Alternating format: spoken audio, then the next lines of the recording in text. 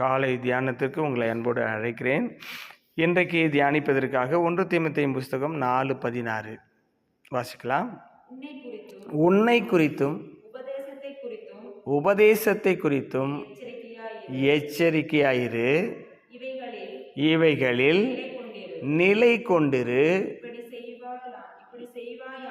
இப்படி செய்வாயானால் உன்னையும் உன் உபதேசத்தை கேட்பவர்களையும் ரட்சித்துக் கொள்வாய். அல்லேலூயா. கர்த்தருடைய நாமம் மகிமைப்படுவதாக. இந்த மாதத்தில் நமக்கு ஆண்டவர் கொடுத்துருக்கிற அந்த வாக்குத்தத்தின் அடிப்படையில் ஒரு ஆலோசனை கர்த்தர் இந்த காலை வேளையில் நம் ஒவ்வொருவருக்கும் தருகிறார்.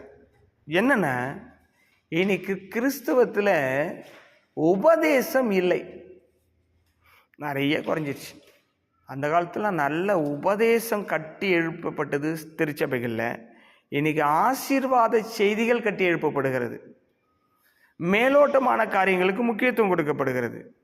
ஆனால் விசுவாசிகளை ரட்சிக்கக்கூடியதும் விசுவாசிகளை கர்த்தருக்குள் வளர்க்க செய்யக்கூடியதும் தேவனுடைய ராஜ்யத்தில் கொண்டு போய் சேர்க்கக்கூடியதும் என்னவென்று சொன்னால் அவருடைய உபதேசம்.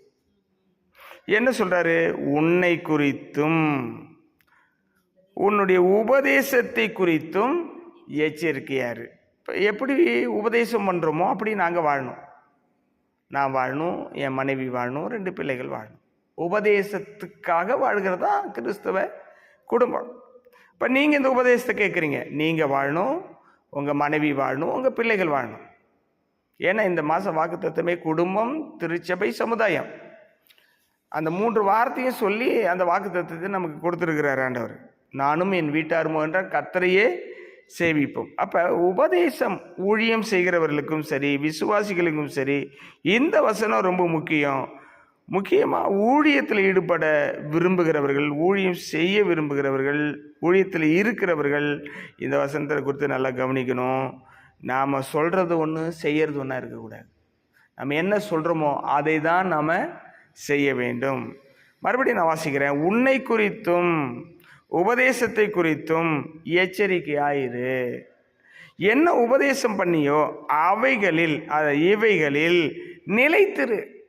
என்ன உபதேசம் பண்ணுமோ, காலையிலஞ்சு ஜெபிங்கன்னு சொல்லி உபதேசம் பண்ணிட்டு நான் தூங்கிட்டு இருந்தேன்னா அந்த உபதேசத்தை குறித்து பிரயோஜனம் இல்லை. நான் தான் எச்சரிக்கையாக இருக்கணும். ஏன்னா அது ரொம்ப கஷ்டமான ஒரு விஷயம். உபதேசத்தில் நிலைத்திரு. இப்படி செய்வாயானால், என்ன உபதேசம் பண்ணுறோமோ அந்த உபதேசத்தில் நிலைத்திருந்தால் உன்னையும் காப்பாற்றிக்கலாம், உன் உபதேசத்தை கேட்பவர்களையும் காப்பாற்றிக்கலாம். பாருங்க, உபதேசத்துக்கு எவ்வளோ முக்கியத்துவம் கொடுக்குறது. உபதேசம்னா நீங்கள் என்னென்னமோ நினச்சிட்டு இருக்கக்கூடாது. கர்த்தருடைய வார்த்தை தான் உபதேசம். இயேசு கிறிஸ்து மலை பிரசங்கத்தில் உபதேசம் பண்ணார். பாருங்கள், பவுல் 14 நிருபத்தில் உபதேசம் பண்ணியிருக்கிறாரு. இந்த உபதேசங்கள் எல்லாவற்றையும் போதிக்கிற நானும் கேட்கிற நீங்களும் கை கொண்டால் ஆண்டவர் வருகையில் நம்மளை எடுப்பார். இல்லைன்னா எப்படி எடுப்பார்?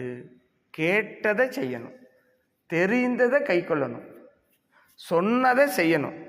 அப்போதான் அதை சொல்கிறாரு, உன்னையும் ரட்சித்துக் கொள்வாய், உன் உபதேசத்தை கேட்கிறவர்களையும் ரட்சித்துக்கொள்ள. இந்த ரட்சிப்புன்றது ரட்சிக்கப்பட்டவங்களுக்கு தான் இதை எழுதுறாரு. இது என்ன ரட்சிப்புன்னு சொன்னால் வருகையில் எடுத்துக்கொள்ளப்படுறது தான் இங்கே ரட்சிப்புன்னு சொல்லி குறிப்பிடுகிறார். ஆகவே இந்த காலை வேளையில் நாம் எந்த நிலைமையில் இருந்தாலும் இந்த காலை வேளையில் தேவனுடைய சமூகத்தில் தேவனிடத்தில் அர்ப்பணிப்போம். உபதேசங்கள் நிறைய உபதேசங்கள் இருக்குது. பெந்தகோஸ்தே உபதேசங்கள் அது தனியாக இருக்குது. பெந்தகோஸ்தே உபதேசம் எதனால் ஏற்படுத்தப்பட்டது, அதனாலுடைய பயன் என்ன, நிறைய விஷயங்கள்லாம் இருக்கிறாங்க. நீங்கள் தியானித்து பாருங்கள். நீங்கள் இந்த போதக நிருபமாகிய 1 தீமோத்தேயு, 2 தீமோத்தேயு, தீத்து இதெல்லாம் மனப்பாடம் செய்யுங்க வசனங்களை. அது உபதேசம் பண்ணுவதற்கு ரொம்ப பிரயோஜனமாக இருக்கும். கண்களை மூடி ஜெபிப்போம். எங்கள் அன்பு நிறைந்த தகப்பனே, இந்த காலைவேளை எனக்கும் சபைக்கு சொல்லியிருக்கிற இந்த ஆலோசனைக்காக ஸ்தோத்திரம். உபதேசத்தில் நிலைத்திருக்கும் பொழுது உபதேசத்தை கேட்கிறவர்களை உபதேசம் பண்ணுகிறவர்களும் ரட்சித்து கொள்ளுவாயின்னு சொல்லியிருக்கீங்கப்பா. இந்த வார்த்தை கேட்கிற ஒவ்வொரு உபதேசத்துக்கு திரும்பி வர உதவி செய்யும். இயேசுவின் நாமத்தில் பிதாவே, ஆமென்.